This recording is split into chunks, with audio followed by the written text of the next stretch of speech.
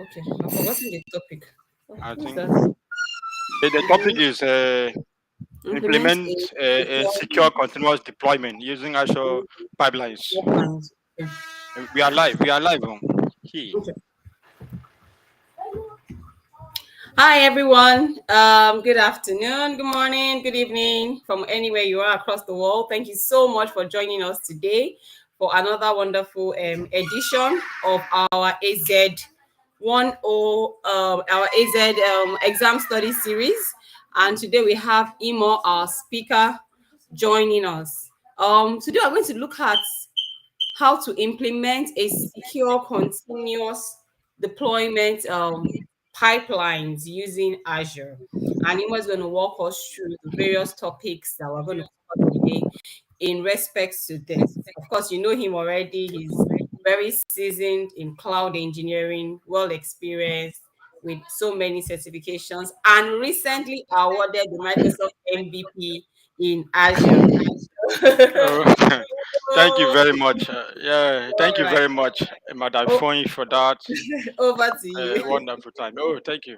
Okay, so welcome to today's section, and today we'll mark the fifth module for the SZ400 study series that we started in August 16, if I may write. So we today on the topic is implement a secure continuous deployment using Azure pipelines. I'm not going to take much of your time. You're going to be very brief. Please, if you have question, it's better you drop it as I'm talking. Thank you. So we move straight. So the first of all, what we are going to be looking at is introduction to deployment patterns, and we're also going to talk about the implement how you can implement blue-green deployment and feature toggles, and also Azure DevOps release pipeline. Then we'll go into short demos, a demo section on that. So, introduction to deployment patterns. When you in DevOps, everything that we do is all about deploying and integration, deployment and integration. We that is how the word CI/CD comes about.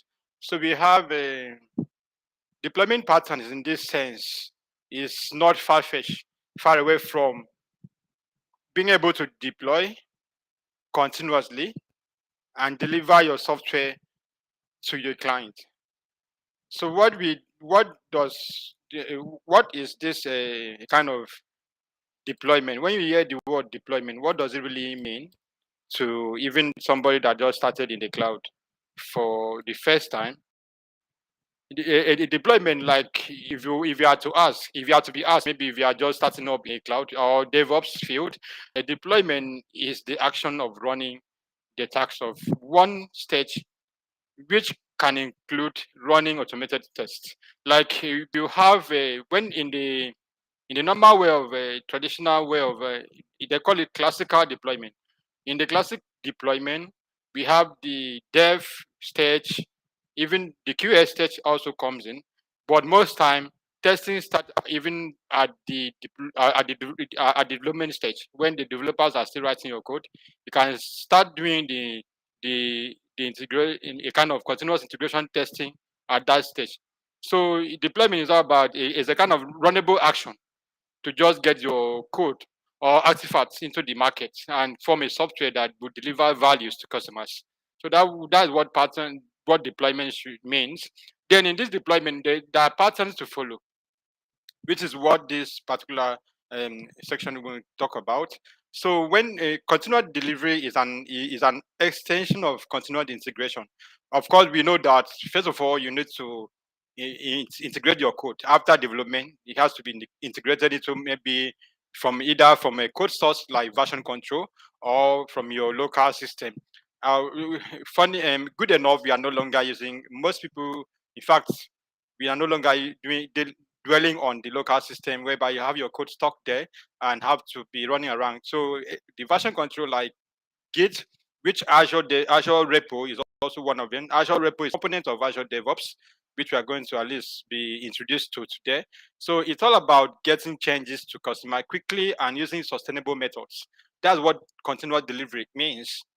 Bear in mind that continuous integration comes first. This particular module actually is focusing on continuous delivery. And nowadays, it's being advanced to continuous deploy. It's a continuous integration. That is CI/CD, continuous integration, continuous delivery, and continuous deployment. So when you are delivering software, your aim is to continuously deliver value, deploy this value in this software. In case maybe if you are releasing it and a customer is raising complaints, so you have to recall it back. So that's the essence of what deployment can do. Then continuous delivery goes further and changes that pass through production pipelines are released to customers. It's from the stage in which you are developing your software to the stage that that you deliver this software to customers. Consumer delivery works through all these stages. So it does not just stop with you getting the software ready and giving it one off to your customer. When you give it to customer, you still have to continuously deliver value, pay attention to what they say, and be able to at least walk them through, correct the error and all that, or do some swapping if that's necessary. So we have a continuous delivery is all about the process, the people and tools that you need to make sure that you can deliver your software on demand. Another deployment is only one step within the continuous delivery process. To deploy on demand or multiple times a day, all the prerequisites need to be in place. Like when you, some of the process that you need to incorporate in the process of trying to uh, deliver this software, you need to consider what the testing strategy that you are going to put in place. You should have a perfect testing strategy in place. If you to avoid something like technical debt, there's what they call technical debt in DevOps, and that can render a team of developers helpless and DevOps engineer helpless in the process of when you fail to check it from the beginning, and instead of you to start that testing on time, you wait till you deliver the software, you maybe you release the software to a production environment whereby the customer have started using it, you now start running when the box developed all those stuff. So everything that has to be with testing has to be put in place so that you'll be able to meet up with the demands of customer. Then we also have another one to be coding practice. Where there is no practice, your code may not be maintainable. It's not about writing code, it's about you writing code that are maintainable, that can stand the test of time, and that can also have some extension for future use. So these are what you need to also consider as well. So another one is the architecture of your. You need to also take that into consideration. Your application is always very, very significant when it's released. So you need to you need to, but when as in a kind of when you introduce what they call continuous delivery, it will help you to check as you are releasing it to the customer. You are getting feedback, and you are also you're kind of doing some reworks and all that. So that is what this is all about. If you have question, like I said, let's just drop it. Let me get to know. So we move down to another one. Another slide we are going to be talking about today is, sorry, excuse me, my screen.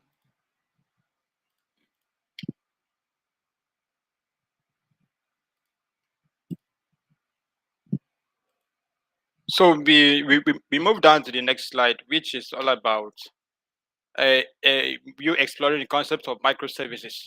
For you to achieve an accurate um, and functional continuous delivery process, you need to introduce what they call microservices architecture.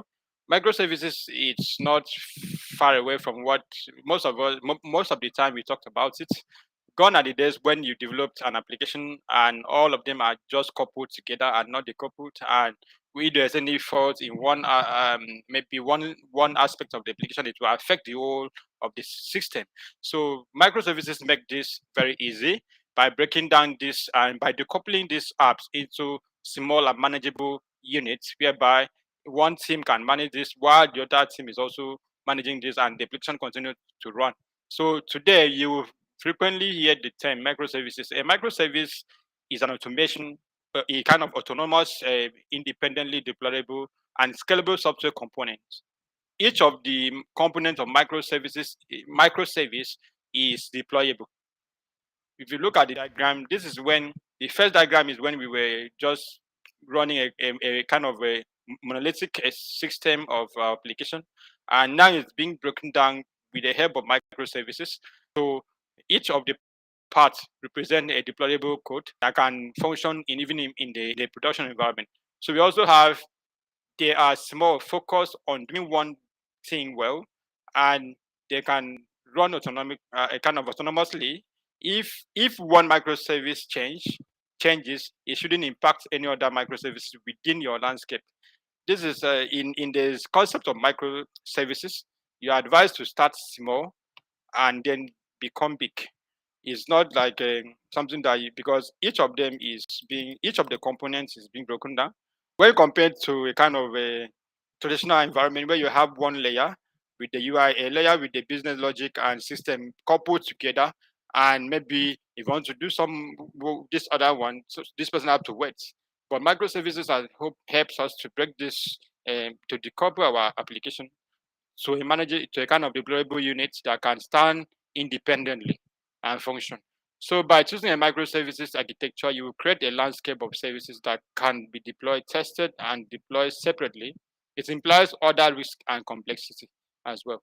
So it should be best if you created to keep track of interfaces and how they interact with each other. So that is what microservices can do for you and as a DevOps engineer. So we move down to the next slide. Now, this is a kind of a typical, a classical deployment pattern that I mentioned before when I started talking. So you have the test and staging and to production environment. So when we have our prerequisites to deliver our software continuously, we need to start thinking about the deployment pattern. It is very, very important. Traditionally, a deployment pattern was straightforward, just one way. So there was no like bringing in some ideas like the blue green deployment method or methodology or strategies into it. So it was just moving from the dev test to staging and production environment. So now we move down to, then the software was built, and when all features had been implemented, the software was deployed to an environment where a group of people could start using. So this is a typical traditional environment. So we have the traditional or classical deployment pattern was moving your software to development stage, a testing stage, maybe an acceptance or staging stage. Acceptance stage, it could be when you are it can also be called the staging stage. This is where you first of all present the concept to a certain group of people, maybe internal users or some loyal customers whom you know. You are just seeking for reviews from them to be able to know what to do next before pushing it to production environment. Then and finally to production stage, the software moved as one piece through the stages. So this is a typical classical or traditional environment, a kind of deployment patterns that we had before. But with the help of microservices, this strategy has a little bit changed for now. So we have understanding a kind of modern deployment patterns.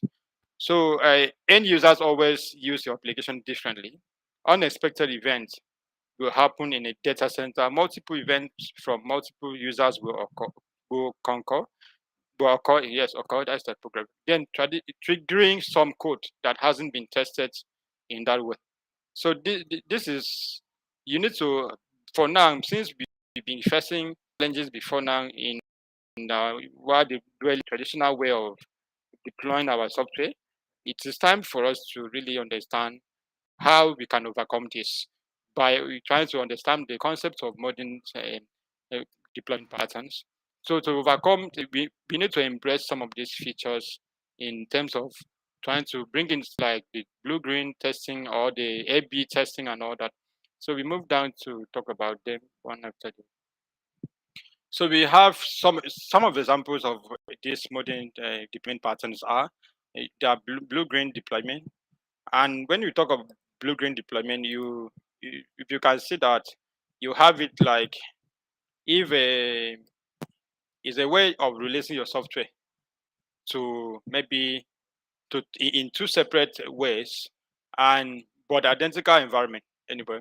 But whenever this one that the first one that you release, remember your environment is being separated into two, and you deploy the same application on both environment. But when you are releasing one to the production environment, the other one will be turned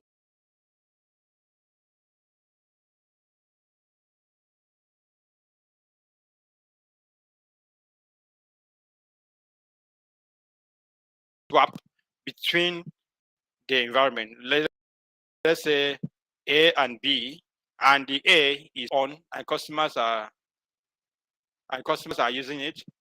So you can easily. Oh wow, my network. Okay, I think I'm back now. So we can easily swap that environment to.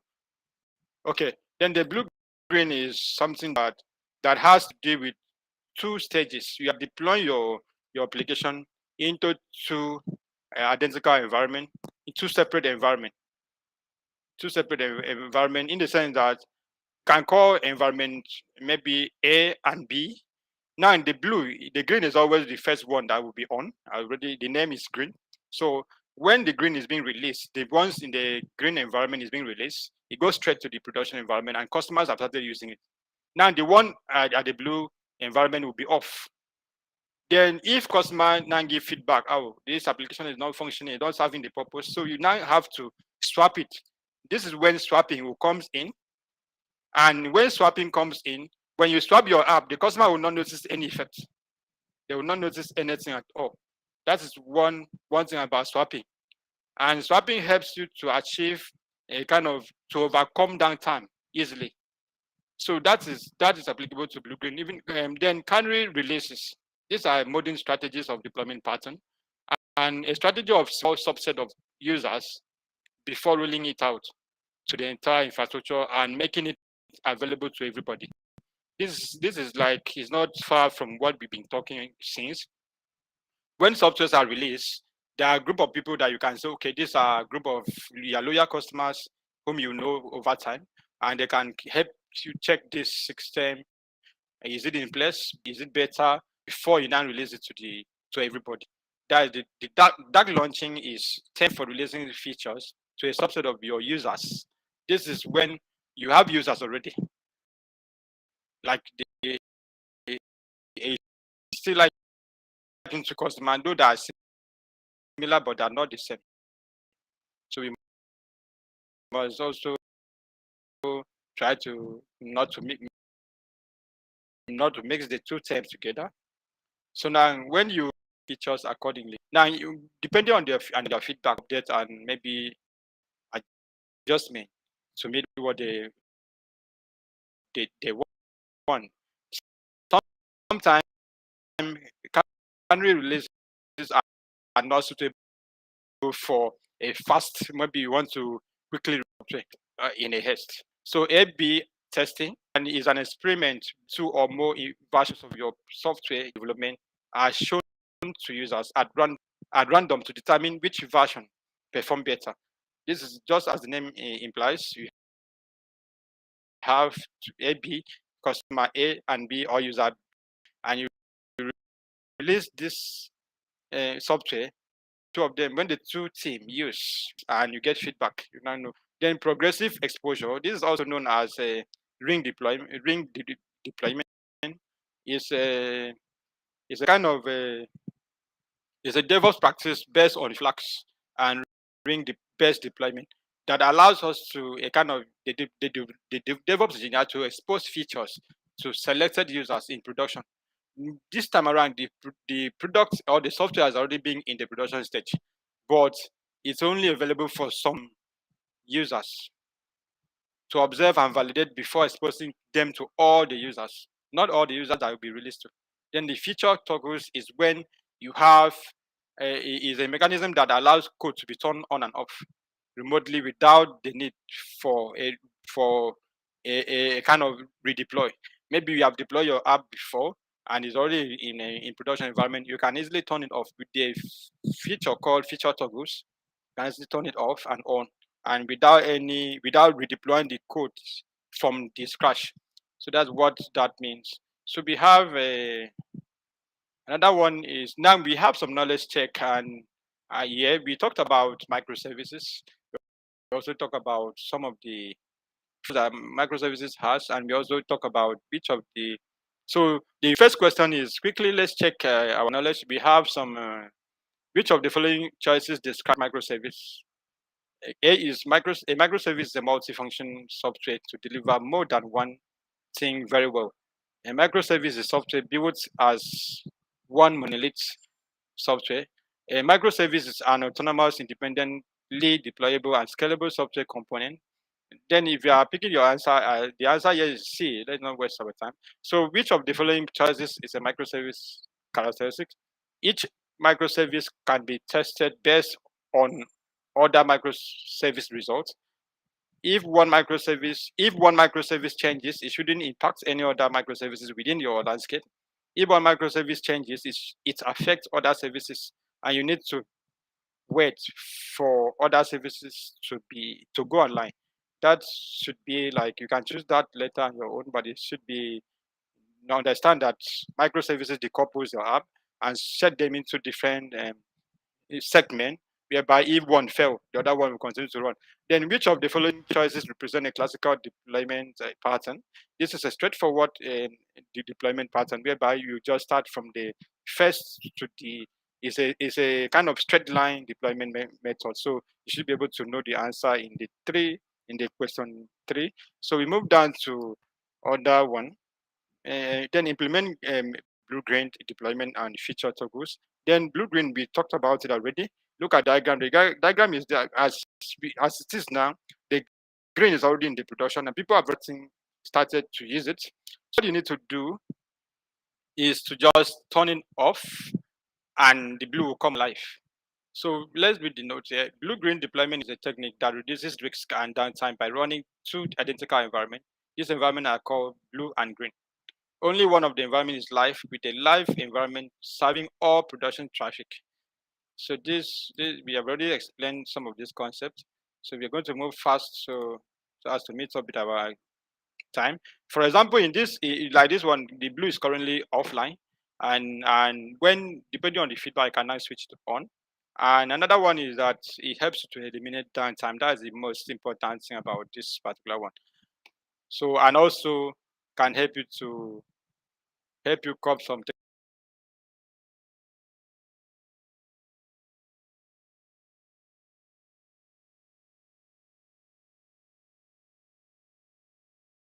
Devops environment. All of them are almost the same thing because you still need to go through those slots. Slots is simply stages that you have. When using a cloud platform like Azure, doing blue-green deployment is relatively easy. You don't need to write your code or set up infrastructure. You can use an out-of-the-box feature called deployment slots, which is used when using Azure apps, web apps. Is a feature of app service. Main slot are a feature of Azure App Service. There are live apps with their most of them has their custom. When you create a deployment slot like this is a typical example. You have the staging to pick up a unique URL domain, which is accessible straight by the development team or by the DevOps team and all that. So if you are having dev, it will be dev.website.com, the custom name of your business or your web app service name. So the production slot is the slot where your live app stays. You can validate app changes in staging with the deployment slot before swapping them with your production slot. So we have then the feature toggle, like I said before, it's a kind of feature flags that allow you to change how our system works without making significant changes to the code. You don't need to modify your code in terms of feature toggles. Only a small configuration change is required. In many cases, it will also only be for a few users. Feature flags offer a solution to to the need to push new code into the trunk and deploy it, but it isn't functional yet. Yes, you can with feature toggle, you can actually deploy some code and keep it there. In fact, it's commonly implemented as a value of variables used to control a kind of conditional logic. When you're working with no software structure is based on logic. A kind of and and when you use the if then statement and maybe if this is not working, turn it off or turn this on. So that's what it simply uh, what feature toggles does for us. Then we go into the some of the components of Azure DevOps, which is one of them is release pipeline. Release pipeline is one of the features in Azure DevOps that helps you to a kind of that helps you to run check the risks that are there while deploying your code.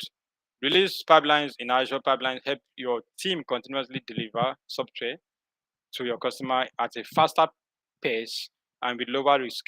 With Azure DevOps release pipeline, you can run your build from the when you define your runnable environment like this, the stages that you have.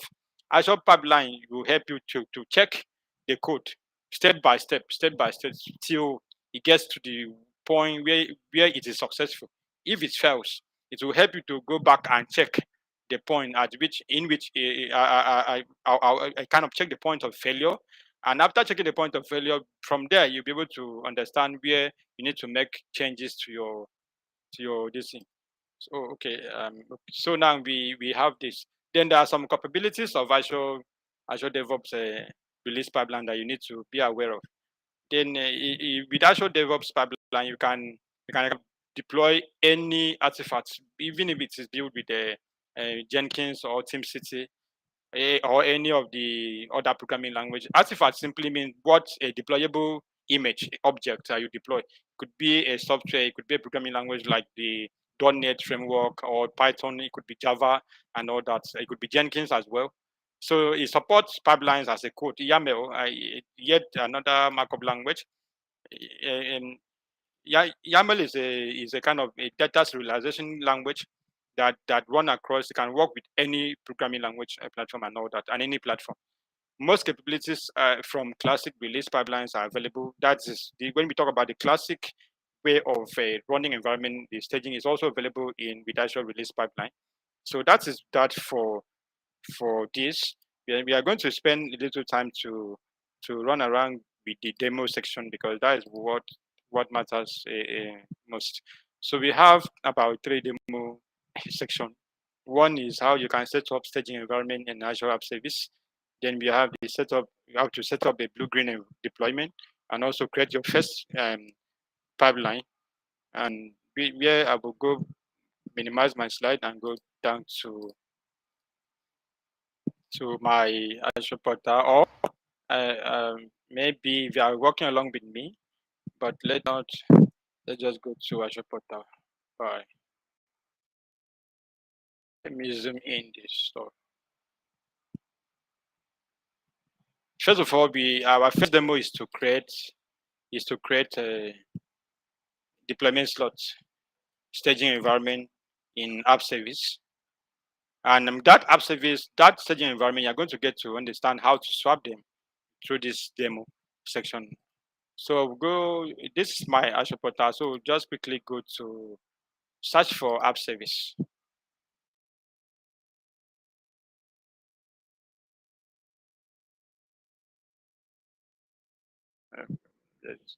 Okay, it's app services.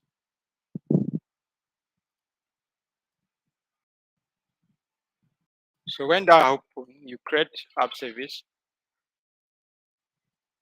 and use any of other means of creating, like other means of oh, I think I'm lost. My network is bad. Okay, so you can use any means of deploying this. You can use PowerShell. We can also use Azure CLI to deploy this. But let us use Azure Portal to save our time. So we move down to now. I am in the create app web app interface. So we have this my resource group. I'm going to select an existing, or I'm going to create new SZ 400 demo RG resource group who created that. The name of my app should be AZ400 demo app. So the name is there, and we now have which of the code you want to bring in. Is it code? Is it Docker container image? Is it a static web app? So you have to also pay attention to this. This is also important when you are creating this. So I'll leave it in code because we are actually running. Then you can select the run stack that you want to use to bring in. You can see Azure App Service support many run stack, runtime stack. It could be Java and all that. But I'm going to go with of course, .NET, ASP.NET framework. And you also notice that it's only available for Windows. ASP.NET framework. For those of you who will be preparing for AZ400, this is one of the typical questions that is to come out. So note that the ASP.NET is not available for Linux, but .NET 6 is available for Linux as well. So I guess I will go with, let me see, you can go with .NET Core. .NET Core is also available for both platforms.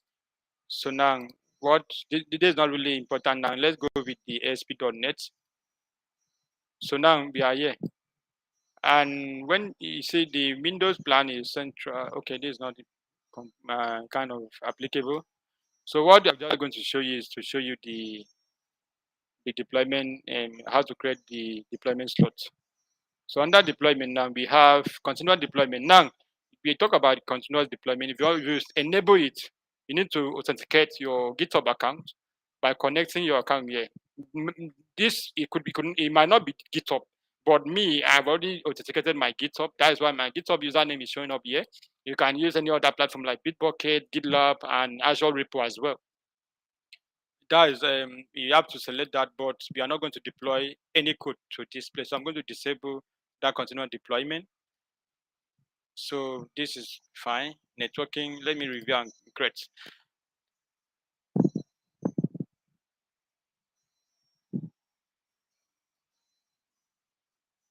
Now we have, okay, let me create it, validation.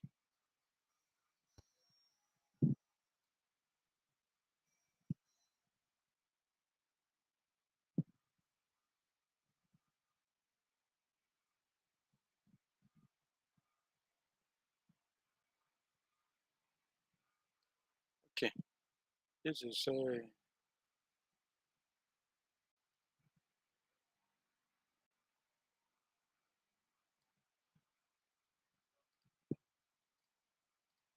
it's still submitting the deployment.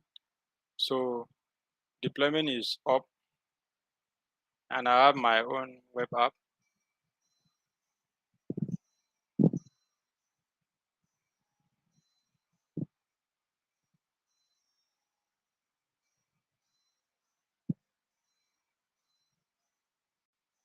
So now, if you are to,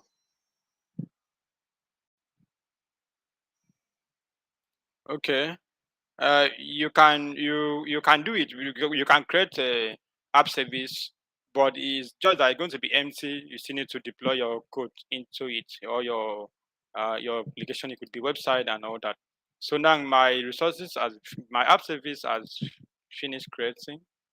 So I'm going to go to the app service. So the first thing would be the name is AZ400 demo app. So this is deployment slot that we're talking about. We have, you can create it based on what you need, depending on what you want. Now what you need to do is to already, this particular one that we are in now, the current one is production environment, and it's currently running. It's stuck there, production. So now we will now go to add slot. We add a slot now.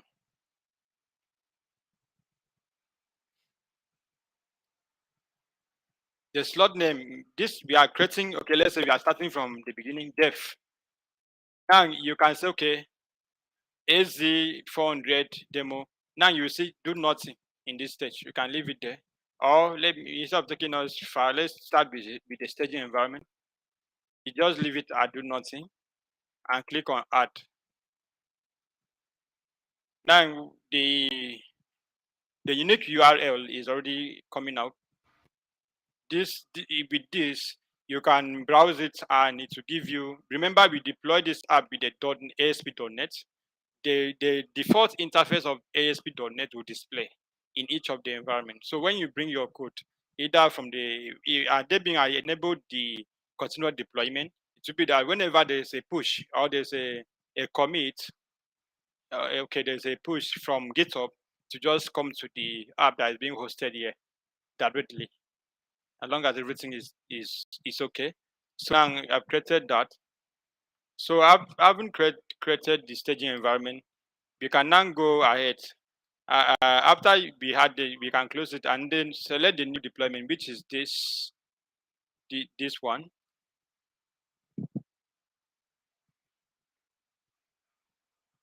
So if you go to, I want to show you where to swap it. Okay, this is what, let's say, okay, our app is already on the production stage. So, okay, we want to swap it back to the staging stage. Maybe you want to recall it so that maybe there's an error in the market and people are complaining. So now you can simply click on swap. Now there will be an option for you to select. Target is the app that we have. Remember, this is where our app repository is this one, the SZ400 demo. Then where the target now, the target could be, okay, I want to go to staging. I want this app to come back to staging. I don't want it to be in the production environment. Remember, it's already there in the production environment, so I can just quickly bring it here. So now staging, this one now has to, okay, I'm swapping it back to production. Let me see, okay, it's from staging to production, but they can't be the same. Now, if you look at this one, okay, and now it's okay, swap. If I click on swap, let's see. By default, when you create an app service,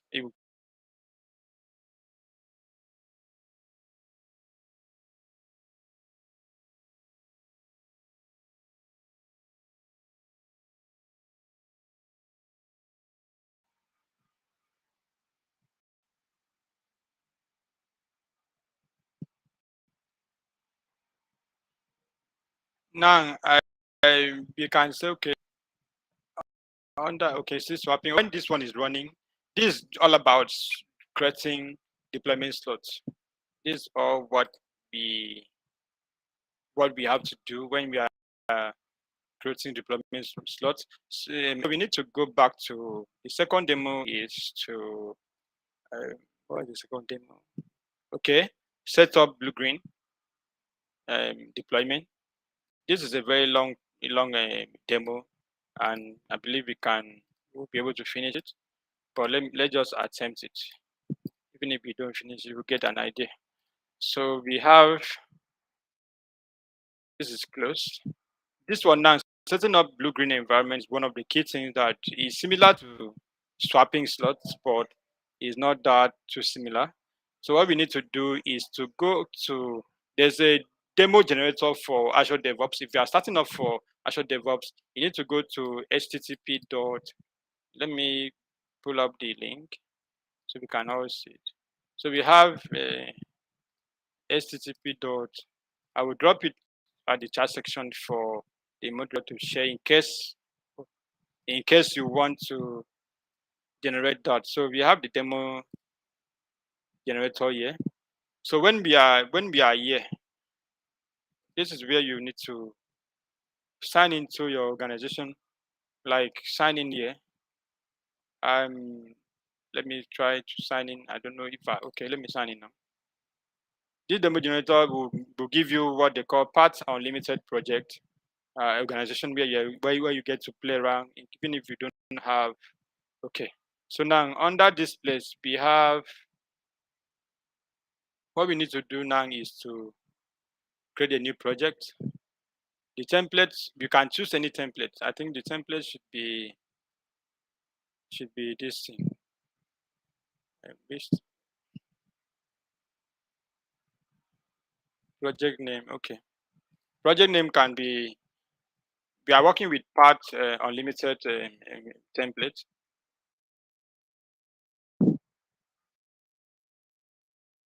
EU hosted. Now organization we have. Okay, I've already had this. Mind you, this is integrated with my own Azure Devops organization. To be on the safe side, let me first of all show you how you can, because you cannot do without having an organization in place. And mind you, you have to also request for if you are deploying build pipeline, you have to also request for Microsoft Azure DevOps team to create some of the this thing for you. There's what they call. Okay, now I have two organization here. I have one imoweb dash org and I have imoetuk. Then this is what this one is generating automatically here. I can just choose any one here.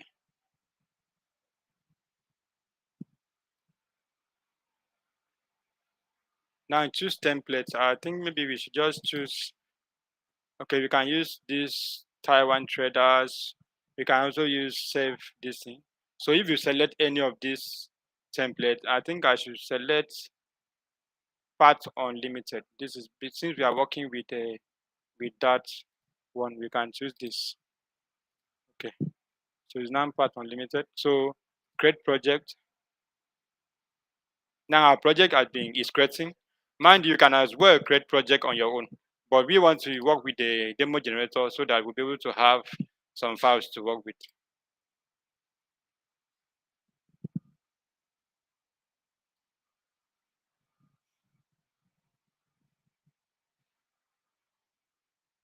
So it's loading.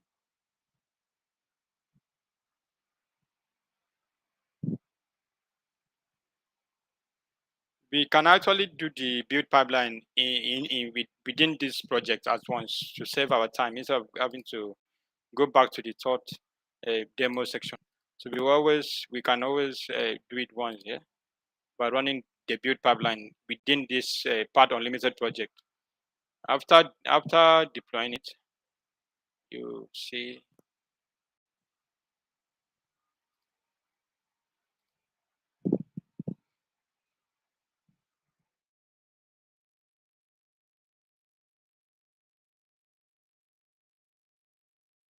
I'm trying to show you some of the components of Azure DevOps. You cannot access that without having a project in place. Almost all the component comes within Azure DevOps. And this is my own Azure DevOps environment. I'm trying to do this while this other one is also importing the project files. So now you go to your Azure DevOps is accessed through dev.azure.com. And if you have an organization, you can just say slash your organization name. So now I am in my own organization called imoweb-org. I'm going to create a project. The first thing you need to do is to create a project. This place determine if you have to make your project public, which is accessible to anyone that's available, or private, only people that you invite. Then the default version control in GitHub is Git. In Azure DevOps is Git. Then the work item process, choose the basic because those other one might attract this thing. I got an email notification that my project has been successfully created. That is another thing you need to set email notification as well, so that the team will always receive notification. Okay, this thing is successful. So now I'm done importing that. I got an email. Okay, it's done. So what we need to do is to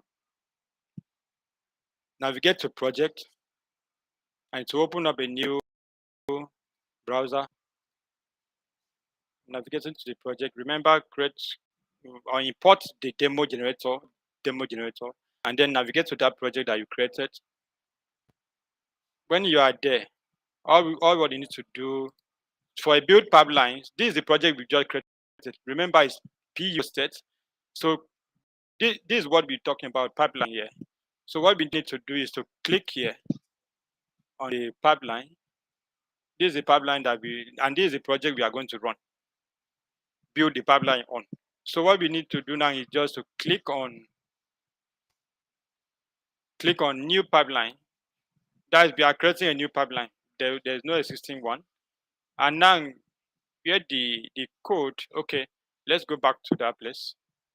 Because on a norm, okay, if I select this, select this part unlimited. I will just run pipeline straight, because now remember, if you can only use new pipeline if you have your code in any of the version control like Azure repos, Git, or GitHub, or any of these other version control. But in this case, we have already created a project template using the Path Unlimited template.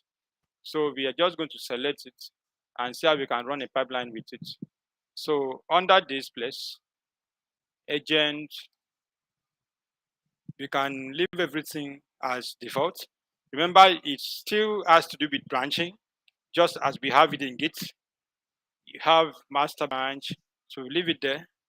Then the agent is, you can select Windows 2019, that's Windows Server 2019. Then what we need to do is to run it and see what happens.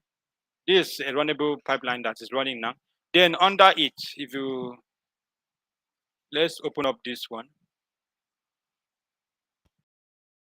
Let's see, it says self-hosted. Yes, this is the one of the reasons why I was trying to make mention of this.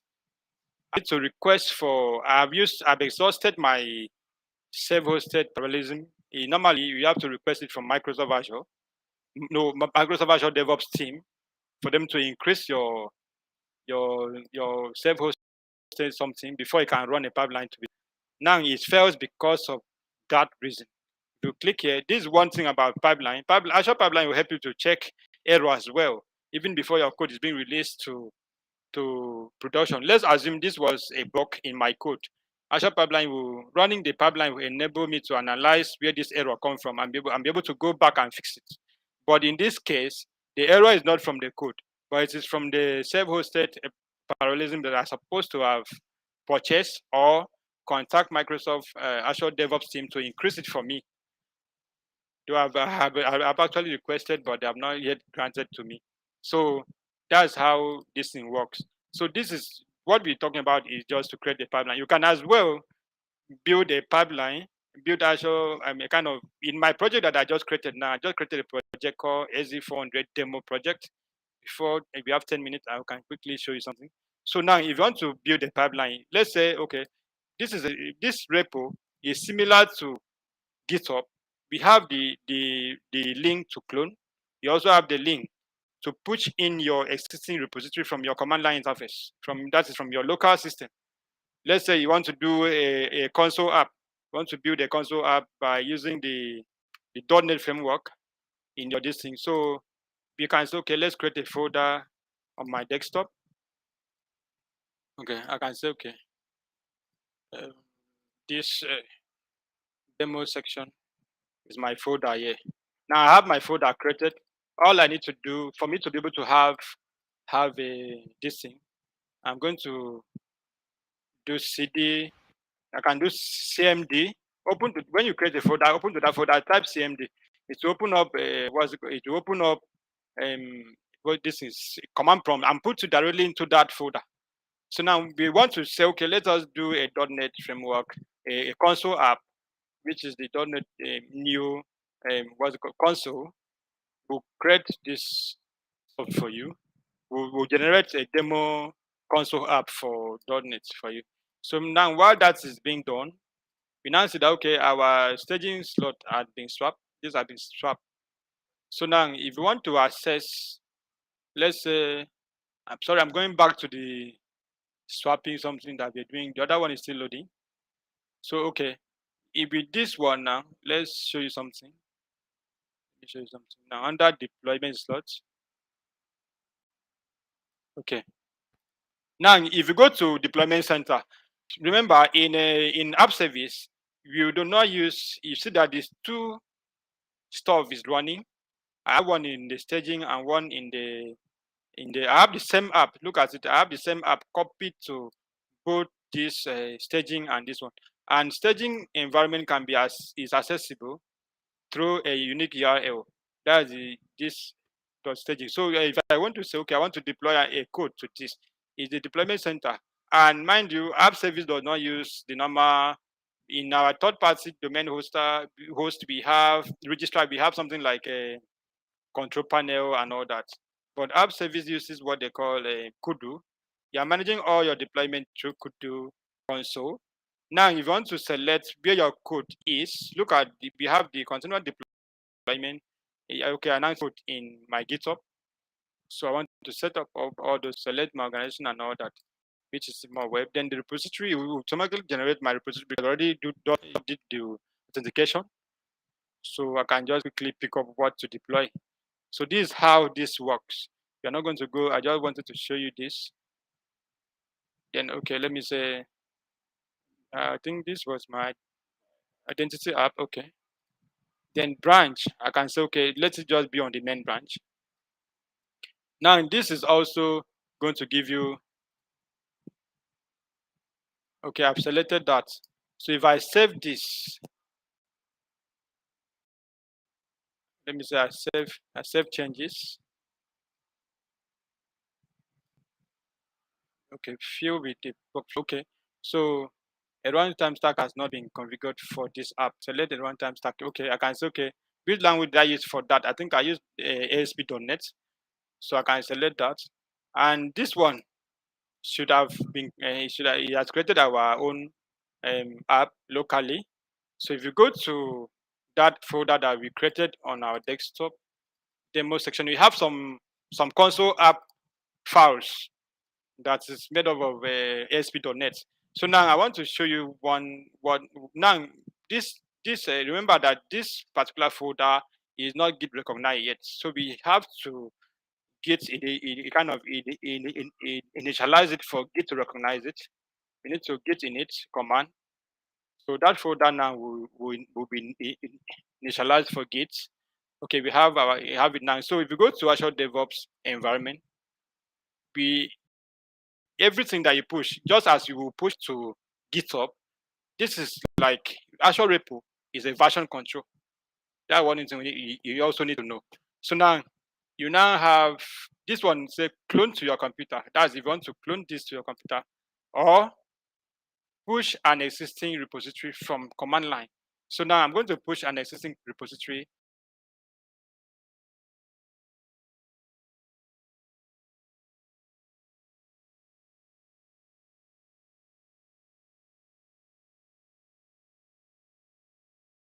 And say git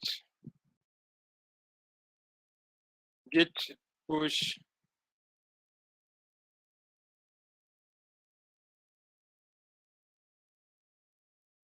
remote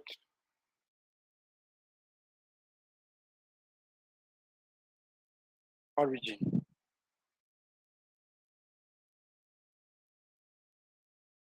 Let's see what remote origin. Then you paste this. Okay, it's train error. Okay, let's clear.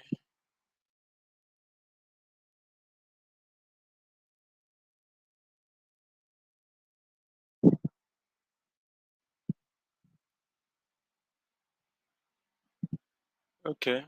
So what is there is that I do not have the rights. Normally, if you are installing, let me sort this out. If you are pushing something from here, you need to set up some of the rights first of all, and that is when you can do this. But because of our time, let's if you are not this was one of the option of pushing your code to repository to Azure DevOps repository, but you can as well go through.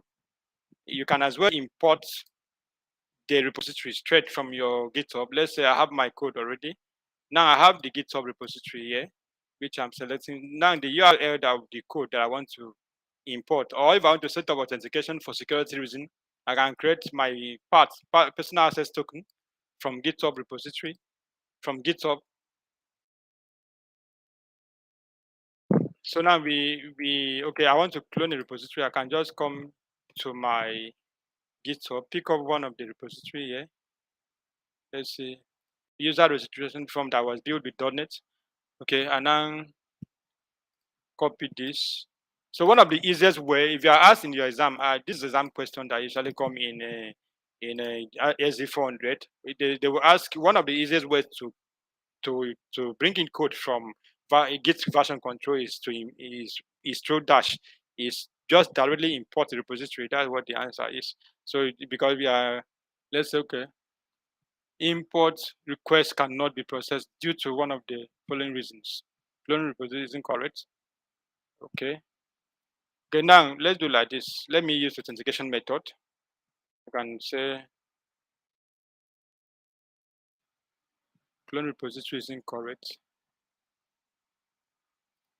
More weight is my own. Then this thing I can use my password instead of using personal access token. Remember, I can as well use your GitHub password here, or you generate the a personal access token by going to your GitHub and go to settings, and under setting go to developer option to generate that, to generate the personal access token.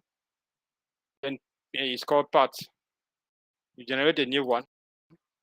So when you generate, they will take in there and do that. Let's see. So grant the right to your repo so that the GitHub Azure Devops will have the right to manage the repository, workflow, write and delete. You can as well delete and also administer. These are the right that are very important. Then you generate the token. You can the name. Sorry, my token. I can just say my token name is important as well. So this token has been generated. If you take it here, if you don't want to use your password, just put it here. You should be able to import a repository.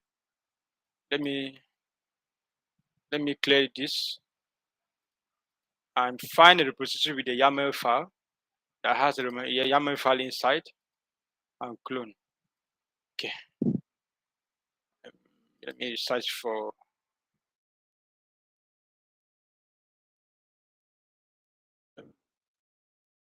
Let me just import this AWS doc something.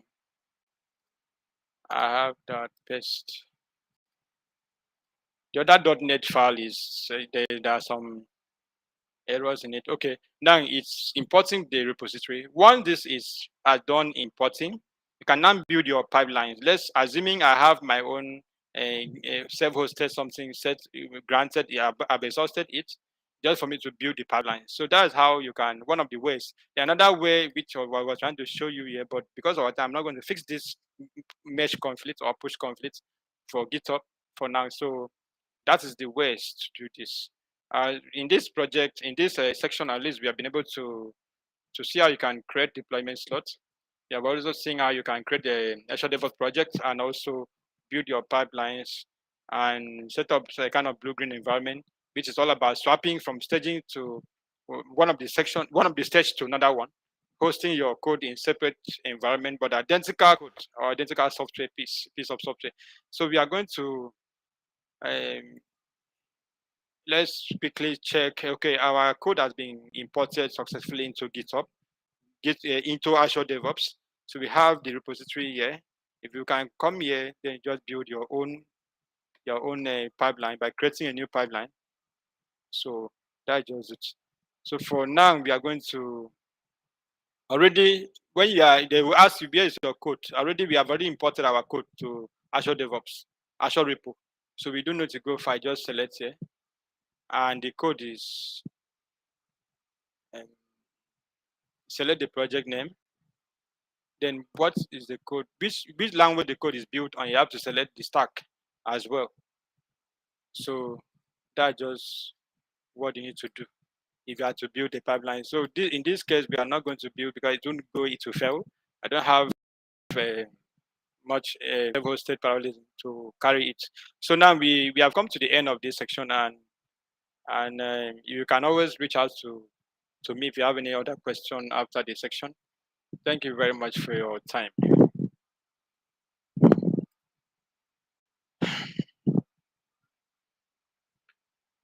Okay.